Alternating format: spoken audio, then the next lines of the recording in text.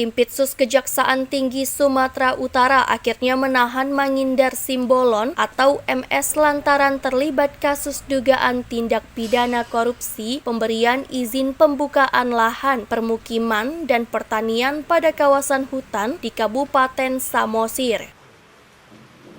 Sebelumnya, MS bolak-balik dipanggil hingga ketiga kalinya justru tidak hadir dengan berbagai alasan.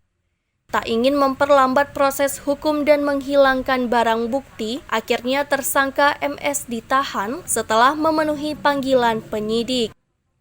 Kajati Sumatera Utara Idianto melalui Kepala Bagian Penerangan Hukum atau Kasipenkum Yos.A. Tarigan menjelaskan bahwa alasan penahanan MS adalah karena tim penyidik telah mengumpulkan minimal 2 alat bukti.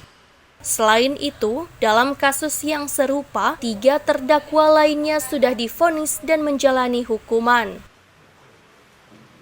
Kasus yang menjerat MS terjadi saat MS menjabat sebagai Kepala Dinas Kehutanan Toba Samosir dari tahun 1999 hingga tahun 2005. Kerugian keuangan negara akibat kasus ini mencapai 32 miliar 740 juta rupiah.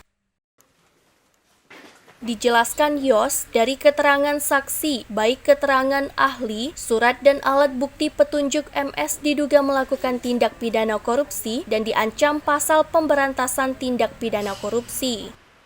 Kemudian, Undang-Undang Nomor 20 Tahun 2001 tentang perubahan atas Undang-Undang Nomor 31 Tahun 1999 tentang pemberantasan tindak pidana korupsi Junto Pasal 55 Ayat 1 ke 1 KUHP yang ancaman hukumannya di atas dari 5 tahun sesuai dengan Pasal 21 KUHAP dapat dilakukan penahanan.